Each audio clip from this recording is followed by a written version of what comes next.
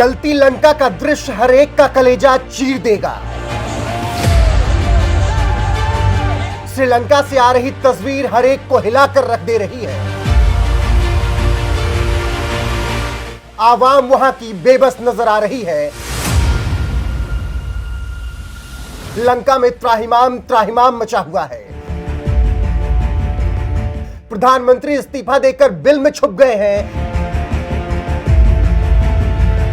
राजपक्षे परिवार लंका के लिए रावण साबित हो उठा है। जनता परेशान है, दाने दाने को मोहताज है। चीन मौके के तलाश में है कि कब लंका पर अपना डंका बजाया जाए।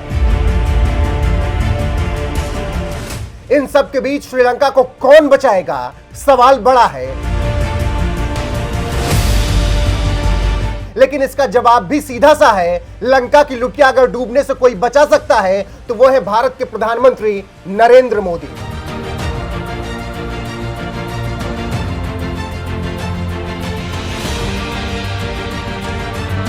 कैसे? इसके पीछे कई कारण और तथ्य हैं कि कैसे मोदी श्रीलंका को बचा सकते हैं। सबसे पहले मौजूदा परिवेश को ही देख लीजिए। मोदी दुनिया के सबसे ताकतवर नेताओं में से एक है।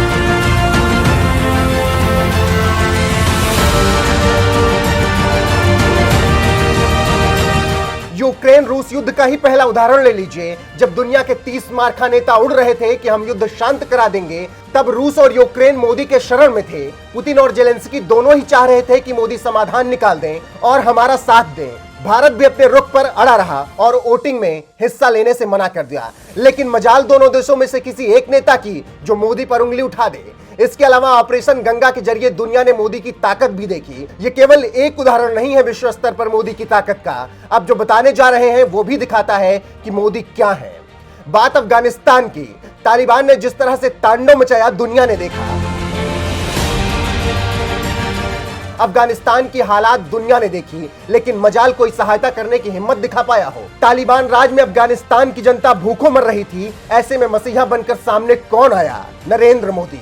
मोदी ने सैकड़ों मीट्रिक टन गेहूं भेज अफगानिस्तान की भूख शांत की तो तालिबान ने भी झुककर सलाम किया और मोदी को धन्यवाद दिया। ये महज हालिया दो उदाहरण है कि कैसे मोदी का भौकाल पूरी दुनिया में है।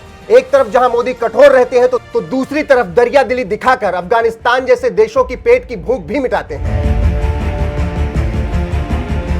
अब इससे ही समझ लीजिए कि मोदी श्रीलंका की मदद कैसे कर सकते हैं। वैसे यह भी सच है कि मोदी साल की शुरुआत से ही श्रीलंका को मदद पहुंचाने में लगे हुए हैं। अभी जनवरी की ही तो बात है, श्रीलंका के इस मुश्किल वक्त में भारत ने 90 करोड़ डॉलर की मदद की घोषणा की। इतने से काम नहीं चला तो फिर 50 करोड़ डॉलर की एक और मदद श्रीलंका को मोदी ने पहुंचा दी। भारत की इस मदद की रिपोर्ट श्रीलंका के अखबारों में प्रमुखता से छपी थी। श्रीलंका के प्रमुख आर्थिक अखबार डेली फाइनेंशियल टाइम्स ने अपनी रिपोर्ट में लिखा था, वित्त मंत्री बासिल राजपक्षे ने भारत से मदद की पुष्टि की है। बासिल राजपक्षे की भारतीय विदेश मंत्री डॉक्टर एस जयशंकर से बातचीत हुई है। पिछले महीने बासिल राजपक्षे भारत के दौरे पर आए थे और इसी दौरान भारतीय मदद को लेकर बात हुई थी। फिलहाल स्थिति यही कह रही है कि मोदी के बिना श्रीलंका का बचना मुश्किल है, क्योंकि मौजूदा हालात जो भी हैं, उन हालातों में श्रीलंका की मदद वैश्विक स्तर पर मोदी ही कर सकते हैं। मोदी ही एकमात्र शख्स है जो दुनिया को श्रीलंका की मदद के लिए आगे ला सकते हैं और जलती लंका की आग बुझा सकते हैं। बाकी कोई भी देश श्रीलंका को इस त्रासदी से बचा पाएगा, ये बात केवल सोची जा सकती है। मदद केवल कोई कर सकते हैं तो वो है नरेंद्र मोदी।